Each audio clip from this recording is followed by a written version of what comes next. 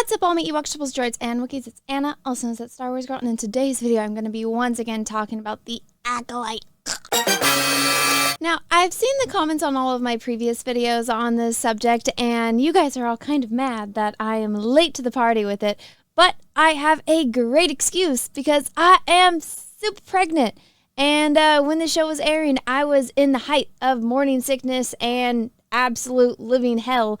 So I couldn't get out of bed or stand up or really stay awake or focus on watching a TV show, let alone one as awful as this. But that is why I am so late on covering this show. I hope you guys all understand. But I am watching it now, and I think that this is kind of a timeless thing that you can watch a movie or a TV show after it airs and still comment on it. I don't think that there's any time limit on that. So everyone that's screaming at me in the comments, sorry, that's why life happens. All right, guys, episode 6 of The Acolyte, a complete and utter waste of time. Now, everyone joked because last week I said I wasn't going to do any more 40-minute videos, and I did. So I didn't do a tweet thread this time because it was a waste of my time to honestly go and tweet every single scene of this, as stupid as this was. I'm just going to summarize for you guys what happened in like 30 seconds.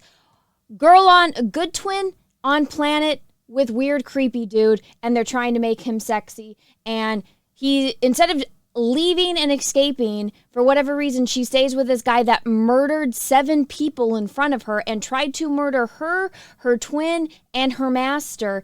Instead of getting the F out of there, she stays with him and he talks about the Force. And then she puts his helmet on at the end of the episode. Now, Master Squid Games, he is flying back with Bad Twin. He still doesn't realize that it's Bad Twin and not Good Twin. He has to tell his ship somehow got damaged, even though they don't show how it got damaged. So he's trying to call the Jedi Council on Coruscant to tell them that everybody died. The message somehow gets through to this weird twink dude that they were trying to say is Palpatine. And he's on the ship, and it's like, ooh, is he going to find out when this is Bad Twin?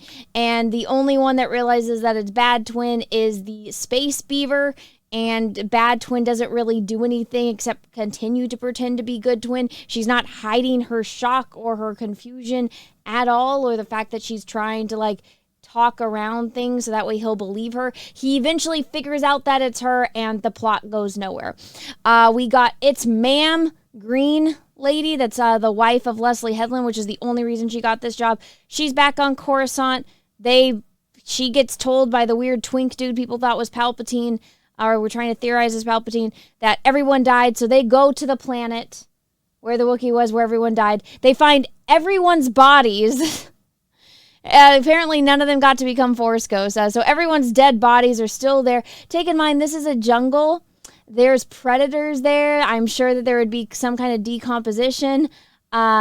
And some kind of scavengers, like, I don't know, vultures or bugs that have started to eat them. They're lying there like nothing's happened. There's no concept of time passing. Also, the fact that they are able to go from Coruscant to the Wookiee planet, where Master Squid Game isn't even able to get back to Coruscant before them, it's like, well, what is going on here? So, again, this is when you have fake geek girls writing a show that have no concept of space, time, or writing, or common sense at all, and you get to see It's Ma'am use her Force whip. That's the episode. The big thing is that you get Good Twin here putting on the mask. So that is my brief summary of the episode. So let's go through it. So Good Twin wakes up, she goes through, there's like these little alien things here that they really wanted to highlight because they're going to make toys of it, which I highly doubt they'll actually make toys. But she just starts going through the dude's stuff, doesn't try, like she gets a knife, she doesn't try to really get anything to help her escape. She's not like trying to get a bag together of food and supplies. She's just kind of like wandering around aimlessly. And it's one of those things where I'm just like, how are these people still alive? Like, how do you survive in this universe with the lack of survival skills that all these people seem to display? Then the creepy bad guy somehow has like clothes for her that fit her perfectly, so she gets dressed, and I'm just like, this looks like she straight up got this outfit from Hot Topic. I kid you not. I have seen this jacket at Hot Topic. I have seen these pants at Hot Topic. It's like they're really trying to promote that Her Universe line of clothing. So I bet you this is going to be there, because this doesn't look like something I'd see in Star Wars. This looks like an outfit that I could pick up at any mall in the country, let alone Amazon. It's just, where did that $180 million go, Leslie? Where did it go? It's not going to the special effects. It's not going to the costumes. I doubt it's going to the actors. Where did it go? Where? So this is something else. Instead of, like right here, she sees the ship that she can get on to escape, because remember, she's like techie. She can fix things. That's her special ability. It's like a thing with Disney Star Wars. It's like, oh, all the girls have to fix things to be special. It's like Princess Leia never had to brag that she could fix things. She just did stuff, right?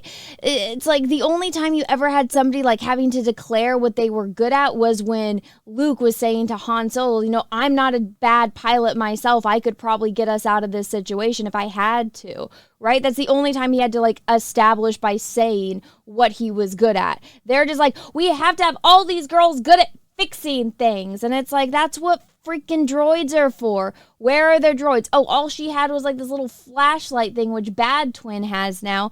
Which also, how did she get it considering it was on the bad guy's back? Huh? You want to address that little plot hole? But okay, this is not a far distance. I understand that Star Wars, there's probably sharks or some other kind of shark-like alien here.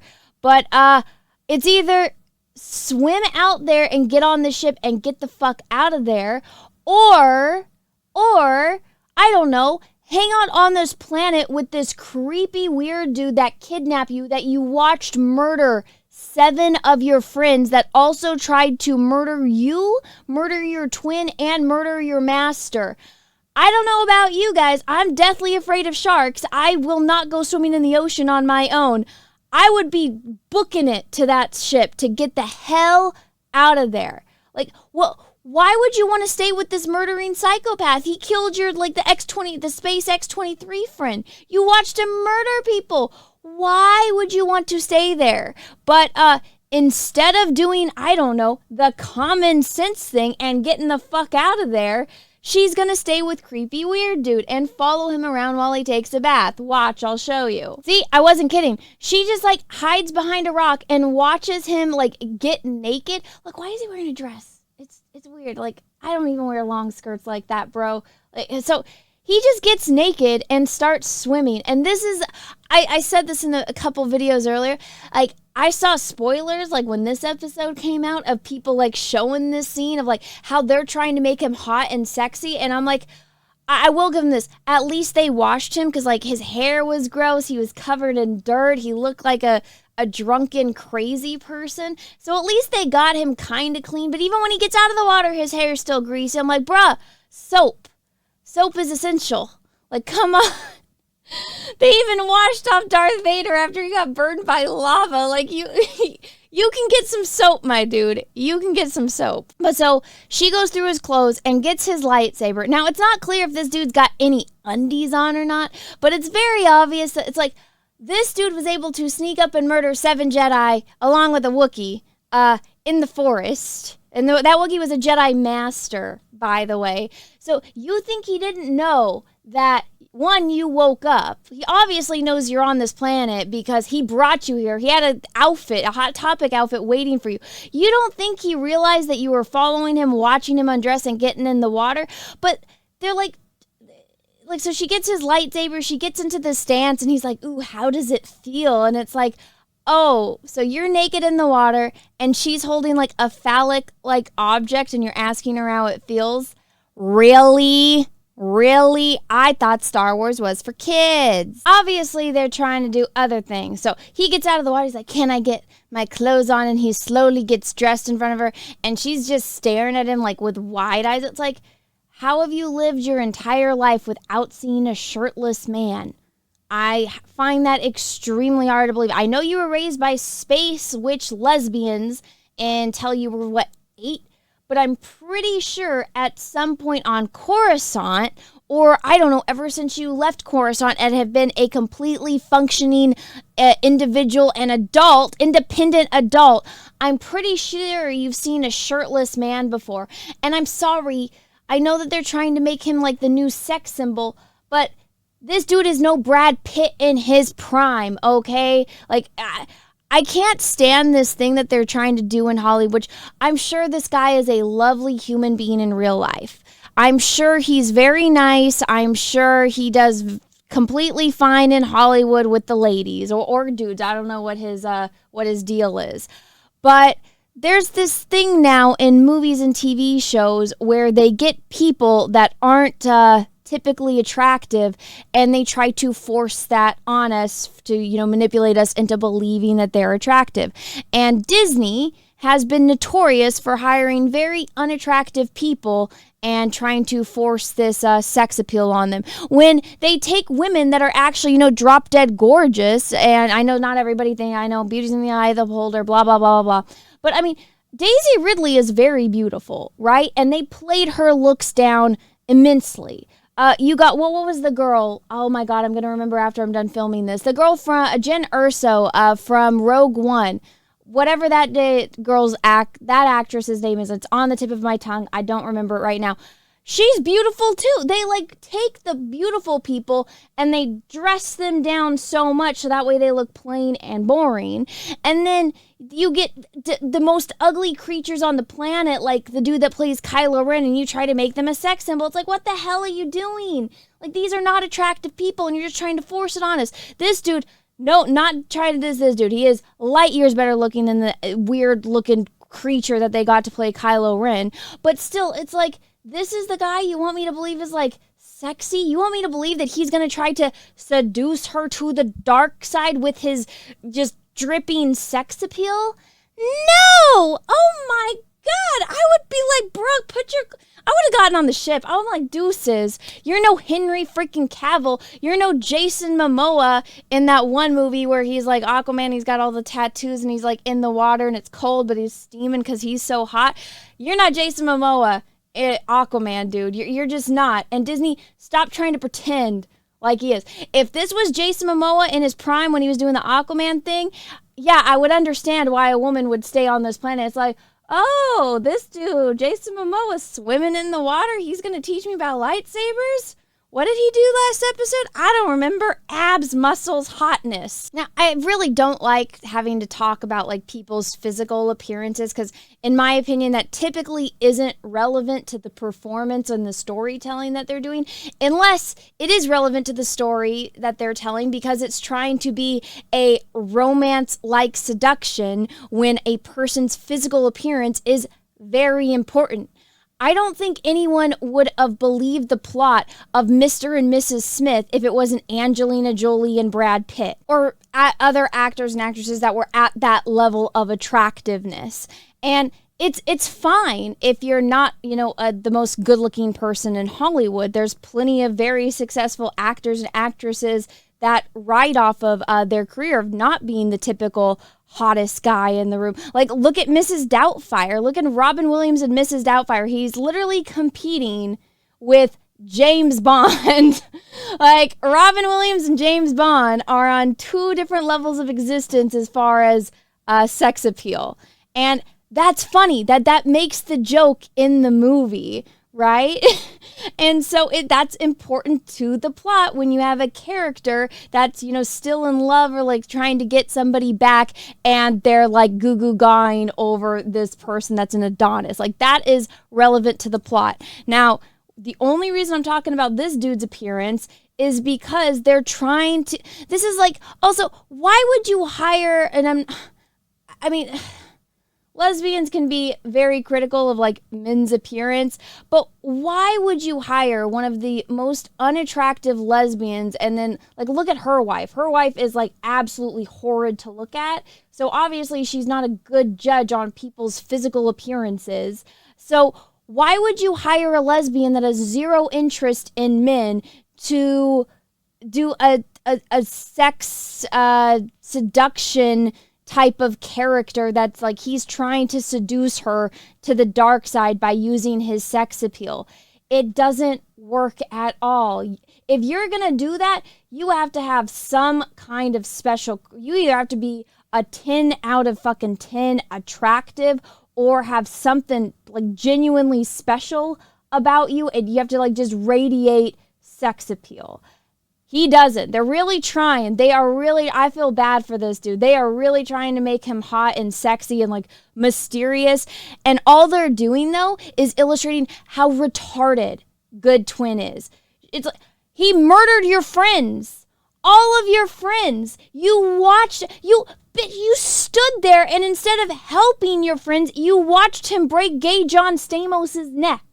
He killed your little alien friend. He tried to kill you. He tried to kill your twin. He killed everyone.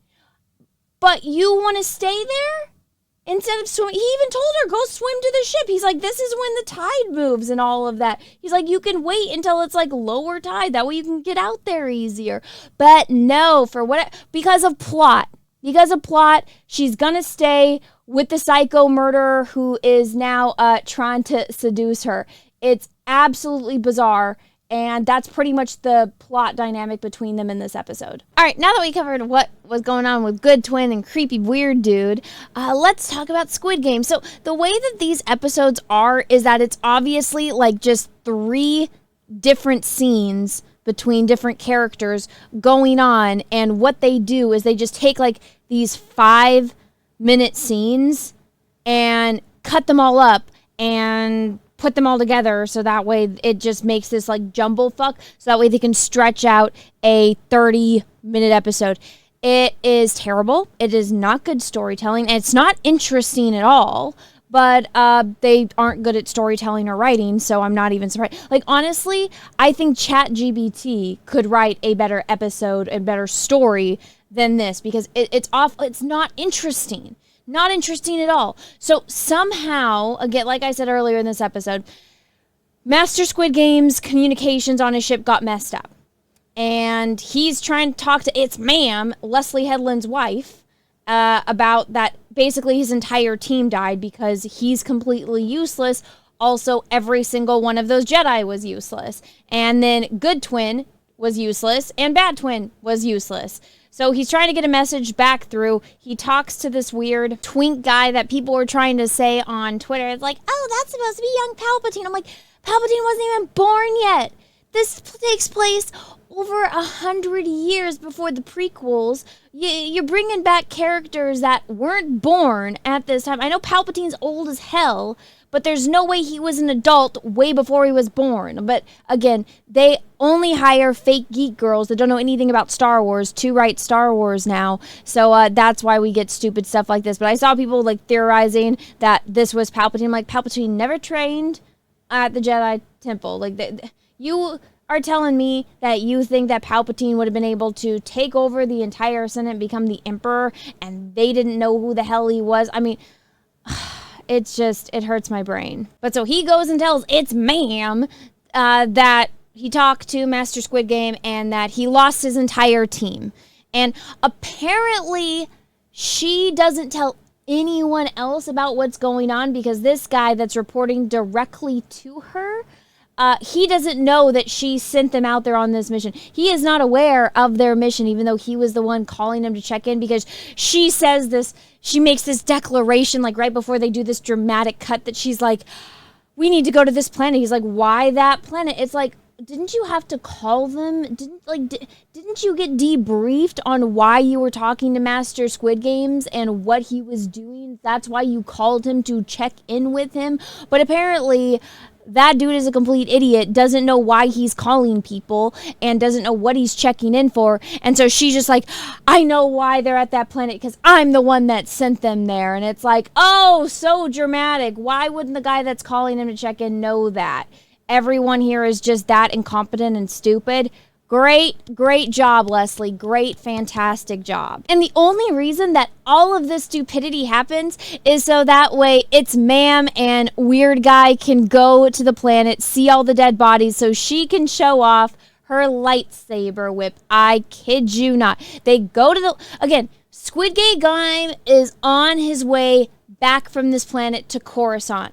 Somehow his communications got damaged. Just magically, somehow they got damaged. It's never addressed, and they just spend the entire episode trying to fix it, which you would think a Jedi Master would know how to fix a simple communications problem on his ship, but he doesn't. Again, extremely incompetent for somebody that's supposed to be badass and we're all supposed to respect and, look up to. But so somehow he's still on his way back from this planet to Coruscant. Somehow they not only get his message, so he's got a head start back because he's on his way back.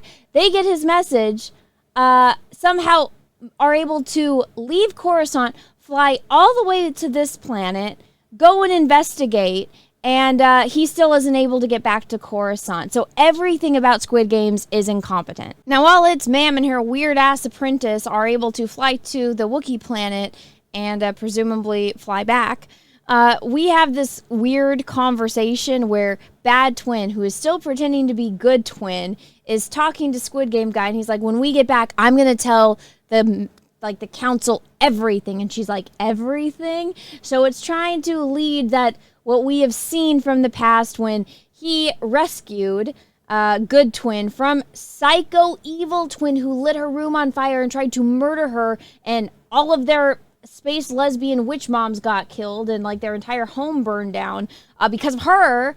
He's gonna be like, oh, I gotta tell them everything else that happened. What else could have possibly happened? That Bad Twin's a psychopath, so they're trying to lead in to some big spoiler reveal, which I have been told is a nothing burger because I still haven't watched the last 2 episodes. But I heard that the next episode is a complete flashback episode, which is going to be exciting, right? But so they have this conversation, and he still doesn't realize he is talking to Bad Twin, even though she's being a passive-aggressive idiot to him, leaving every clue under the freaking sun for him to figure it out. Now, before I tell you what happens next, I just have to point out that Space Beaver, with the keen sense of smell, is the only one that, aside from Bad Guy, is the only character that can tell the twins apart. Because apparently people keep the same haircut since they were 8 years old. And I guess she did technically grows her out, then cut it with the lightsaber, which was extremely stupid. But anyway, plot. So this Space Beaver is the only one that can tell them apart. And again, Master Jedi that can sense things, right? They're supposed to have all of these special force abilities. He can't tell the difference between 2 twins. He can't sense that she's lying to him, that she's being all suspicious. But whatever, Space Beaver can. So Space Beaver was following her around the ship earlier, and then he confronts her at one point when she's messing with her Good Twin's little droid thing, and she's like, I'm gonna reset you to factory settings, right? And he stomps on her foot, and then we assume just runs out this hole. So at some point off camera, we are just led to believe that he at one point told Squid Game that this is Bad Twin. Because after they have that conversation, she goes to call for help. And he shoots her. And who do we see right behind him? But, Space Beaver. So because they did it off screen that he was told by Space Beaver that she is actually Evil Twin, we don't know. And we don't know how long he's known that she's Evil Twin. He could have told her literally right then, or he could have told him earlier on in the episode, which if he did, that would have been interesting, don't you think, to see, Squid Game knows that she's messing with him, so he's got to pretend he knows, but she doesn't know that he knows, so he's got to pretend that he doesn't know to get as much information out of her as possible. Don't you think that would be, kind of interesting from his perspective to see him show some kind of skill?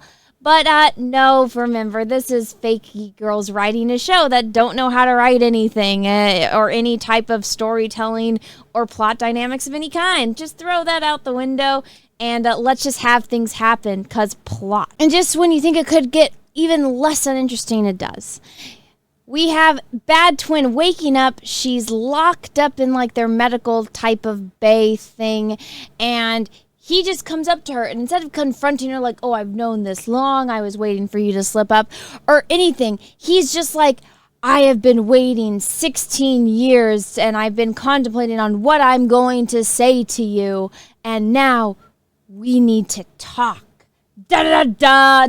That's it, guys, and that's the scene. Then it cuts to Good Twin and weird creepy guy. But it's wait, 16 years you've been thinking about what you're going to say to her? Didn't you think this entire time that she was dead? So it's like, I think they're just so stupid. They don't know how to write this. They didn't think about that. It could have been, I've been thinking of what I could have said to you at the time, and now I get the opportunity to say it to you now. That would make more logical sense for a man that apparently is living with this, like, regret that he failed at least one of these innocent children, even though she's a psycho murderer. But no, again, if ChatGPT wrote this, it probably would have been better. But no, instead we get complete incompetent idiots writing this that don't have no concept of reality, even reality in the Star Wars universe. Cohesiveness, none of that, just throw it out. So it's like, oh, so you guys need to talk. Why don't you say something now?